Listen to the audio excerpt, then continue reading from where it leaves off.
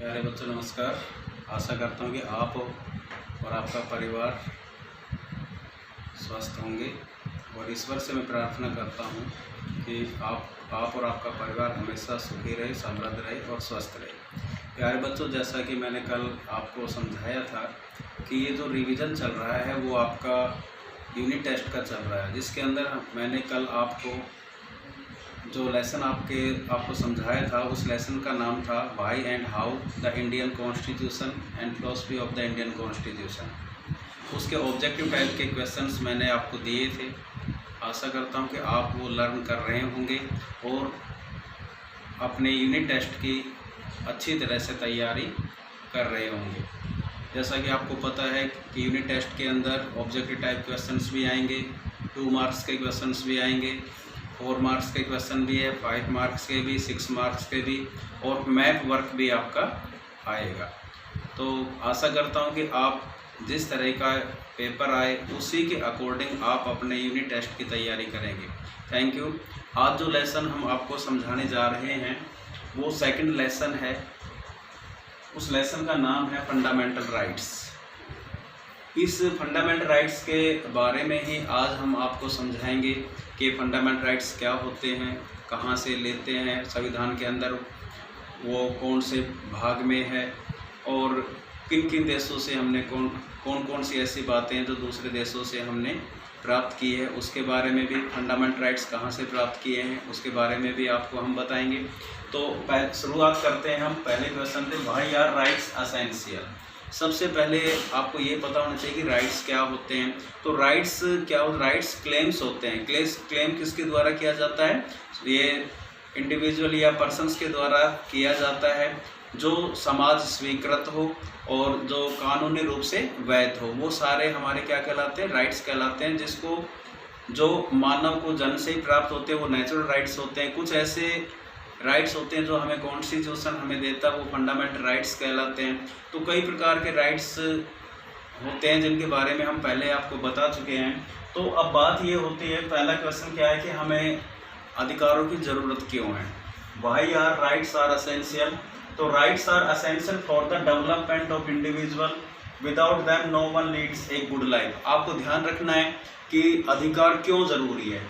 तो राइट्स किसी भी व्यक्ति के विकास के लिए बहुत ज़्यादा ज़रूरी है। Rights are essential for the development of the individual. व्यक्ति के विकास के लिए राइट्स बहुत ज़रूरी है। विदाउट देन, इनके बगैर, no one leads a good life. इनके बगैर, राइट्स के बगैर कोई भी व्यक्ति अच्छा जीवन नहीं जी सकता, इसलिए rights are essential. Next question है, what do you understand by fundamental rights. अब बात ये करते हैं कि फंडामेंटल राइट्स क्या होते हैं।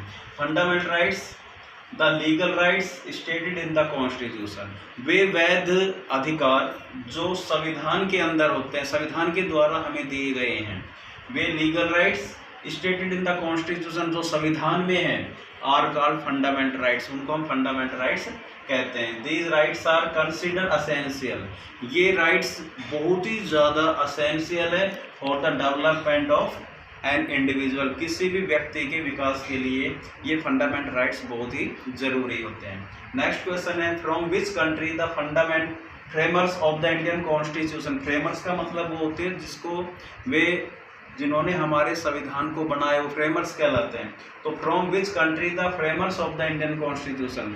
कौन से देश से भारत के संविधान के निर्माताओं ने borrowed the concept of fundamental rights. Fundamental rights की जो अवधारणा है हमारे फ्रेमर्स ने कहाँ से, कौन से देश से उधार लिया, कौन से देश के संविधान से उसको बोरो किया गया है। तो जो फंडामेंटल राइट्स है ये हमें कहाँ से लिए? United state of America.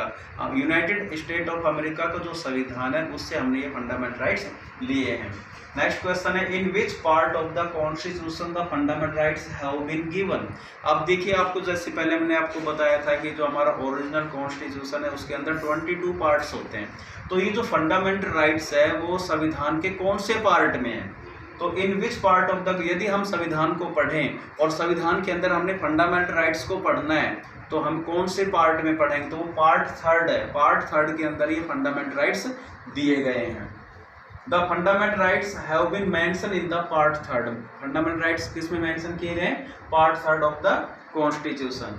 Next question है how many fundamental rights are there at present in the constitution, in our constitution. इस समय हमारा जो संविधान है वर्तमान में, उसमें कितने फंडामेंटल राइट्स नागरिकों को दिए गए हैं? तो एट प्रेजेंट इंडियन कॉन्स्टिट्यूशन के अंदर 6 फंडामेंटल राइट्स सिटीजन को दिए गए हैं, लेकिन जो हमारा ओरिजिनल कॉन्स्टिट्यूशन है उसके अंदर 7 राइट्स दिए गए थे। उसमें से राइट टू प्रॉपर्टी को रिमूव कर दिया गया, उसको एक लीगल राइट्स बना दिया गया। इस तरह से यदि पूछा जाए कि ओरिजिनल कॉन्स्टिट्यूशन के अंदर कितने फंडामेंटल राइट्स दिए गए थे, तो 7, और एट प्रेजेंट हमारे संविधान में कितने फंडामेंटल राइट्स है? 6 फंडामेंटल राइट्स है। नेक्स्ट जो क्वेश्चन है, Who can suspended the fundamental rights in India? अब फंडामेंटल राइट्स के बारे में ही सारी बातें हम बता रहे हैं। तो फंडामेंटल राइट्स को भारत के अंदर कौन निरस्त कर सकता है?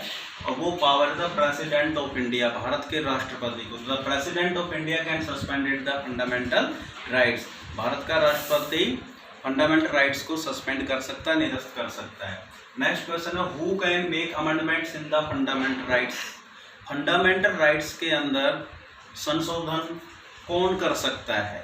किसको अधिकार है? जो हमारे मौलिक अधिकारों के अंदर संशोधन करने का जो अधिकार है वो किसको है? तो parliament has the power to make amendment in the fundamental rights. जो हमारे मौलिक अधिकार है उसमें संशोधन करने का अधिकार केवल पार्लियामेंट को, हमारी संसद को है।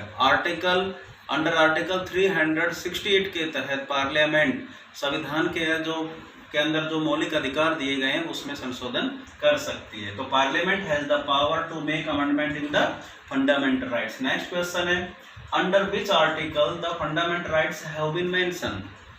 अब आपको ये बताना है कि जो फंडामेंटल राइट्स है वो कौन से आर्टिकल के अंतर्गत आते हैं, कहाँ से शुरू होते हैं और कहाँ तक होते हैं।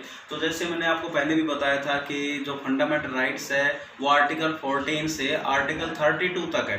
अब मैं एक एक करके आपको बता रहा हूँ कि कौन सा आर्टिकल किस आर्टिकल के अंडर में कौन सा हमारा फंडामेंटल राइट्स है। जैसे आपको पता है कि हमारे ओरिजिनल कॉन्स्टिट्यूशन के अंदर 6 मौलिक अधिकार हमें दिए गए हैं। तो सबसे पहले राइट टू इक्वलिटी, फिर right to freedom, third right against exploitation, 4 आपका है right to freedom of religion, 5th है कल्चरल एंड एजुकेशनल राइट, और 6th right to constitutional remedies. तो ये 6 प्रकार के फंडामेंटल राइट्स आपको हमारे कॉन्स्टिट्यूशन में दिए गए हैं। तो जो हमारे जो जितने भी फंडामेंटल राइट्स है वो आर्टिकल 14 से लेकर 32 तक है। तो आर्टिकल 14 से 18 तक जो हमारा मौलिक अधिकार है वो है right to equality. Under article 19 to 22 right to liberty कह सकते हैं, राइट टू फ्रीडम कह सकते हैं। Under article 23 and 24 right against exploitation, और right to freedom of religion, धार्मिक स्वतंत्रता का जो अधिकार है वो 25 से लेकर 28 तक है, आर्टिकल 25 टू 28। जबकि 28 और आर्टिकल 29 और 30 के बीच में कल्चरल एंड एजुकेशनल राइट है, और 31 जो कि एक राइट टू प्रॉपर्टी था वो हमारे कॉन्स्टिट्यूशन के फंडामेंटल राइट से रिमूव कर दिया गया, इसलिए आर्टिकल 31 में कोई भी नहीं है। जबकि आर्टिकल 32 के अंतर्गत आता है राइट टू कॉन्स्टिट्यूशनल रेमेडी, संवैधानिक उपचारों का अधिकार आता है, वो आर्टिकल 32 में। तो क्वेश्चन ये था under which article the fundamental rights have been mention. हमारे जो फंडामेंटल राइट्स है वो किन आर्टिकल्स के बीच में के अंतर्गत आते हैं? आर्टिकल 14 से शुरू होता है, 32 तक है। नेक्स्ट है is right to property fundamental rights. आपसे ये पूछा गया है कि क्या राइट टू प्रॉपर्टी, संपत्ति का अधिकार, क्या एक मौलिक अधिकार है? नो। तो इसमें आप क्योंकि ये एक लीगल राइट्स बना दिया गया है, तो right to property is not a fundamental right. Right to property जो संपत्ति का अधिकार है वो मौलिक अधिकार नहीं है, it is a legal right, ये कानूनी अधिकार बना दिया गया है। नेक्स्ट क्वेश्चन है by which article of the constitution fundamental rights can be amended. अब देखो संविधान का वो कौन सा आर्टिकल है, अनुच्छेद है जिसके तहत फंडामेंटल राइट्स को के अंदर संशोधन कर सकते हैं। वो कौन सा आर्टिकल है संविधान के अंदर, कॉन्स्टिट्यूशन के अंदर वो कौन सा आर्टिकल है जिसके तहत फंडामेंटल राइट्स के अंदर संशोधन किया जा सकता है? तो वो है प्रोसेस मेंशन अंडर आर्टिकल 368। देखिए आर्टिकल 368 के अंतर्गत जो प्रक्रिया दी गई है उस प्रक्रिया के तहत ही हम केवल फंडामेंटल राइट्स के अंदर संशोधन कर सकते हैं। By which amendment, next question है, by which amendment fundamental duties were included in the constitution. कौन से अमेंडमेंट के तहत, कौन से संशोधन के तहत फंडामेंटल ड्यूटीज जो हमारे मौलिक कर्तव्य है उनको संविधान के अंदर जोड़ा गया।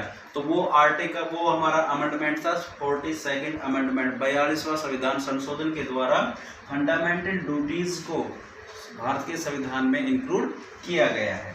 Next question, in which article right to equality is mention. अब वही क्वेश्चन है पहले की, राइट टू जो इक्वलिटी है वो कौन से आर्टिकल्स के बीच में है, कौन से आर्टिकल में आता है राइट टू इक्वलिटी, तो वो आता है आर्टिकल 14 to 18। नेक्स्ट क्वेश्चन है, राइट टू लिबर्टी, लिबर्टी कह लो, लिबर या फ्रीडम, स्वतंत्रता का अधिकार है, वो कौन से आर्टिकल के बीच में है, वो है आर्टिकल 19 to 22। आगे और क्वेश्चन आपको हम और बता रहे हैं। अब हम आपको आर्टिकल 32 के बारे में बताएंगे कि आर्टिकल 32 क्या है। देखिए आर्टिकल 32 के बीच में आपको जो राइट दिया गया, फंडामेंटल राइट्स दिया गया है, वो राइट टू कॉन्स्टिट्यूशनल रेमेडीज है। यदि ये राइट आपको नहीं दिया जाता, नागरिकों को नहीं दिया जाता, तो ऊपर के जो 5 राइट्स है उनका कोई वैल्यू, उसका कोई मूल्य नहीं रहता, वो नथिंग हो जाता, उसका कोई महत्व नहीं रहता, उसकी कोई इंपॉर्टेंस ही नहीं रहती। आर्टिकल 32 के तहत कोई भी व्यक्ति, यदि किसी व्यक्ति के अधिकारों का हनन हो रहा है, वायलेशन हो रहा है, तो वह व्यक्ति हाई कोर्ट या सुप्रीम कोर्ट जा सकता है। हाई कोर्ट और सुप्रीम कोर्ट क्या करता है, यदि किसी व्यक्ति को बिना कारण से बंदी बना लिया गया है या किसी का कोई अधिकारी उसके पास योग्यता नहीं, किसी पद पर बना हुआ है, उसको हटाने का लेख भी जारी करता है। इसी तरह से बहुत से रिट्स है जो सुप्रीम कोर्ट या हाई कोर्ट के द्वारा जारी किया जाता है, गवर्नमेंट को आदेश दिया जाता है। यदि कोई कर्मचारी या कोई ऑफिसर्स अपनी ड्यूटी का निर्वहन सही तरीके से नहीं कर रहा है तो उसके खिलाफ भी रिट जारी करता है।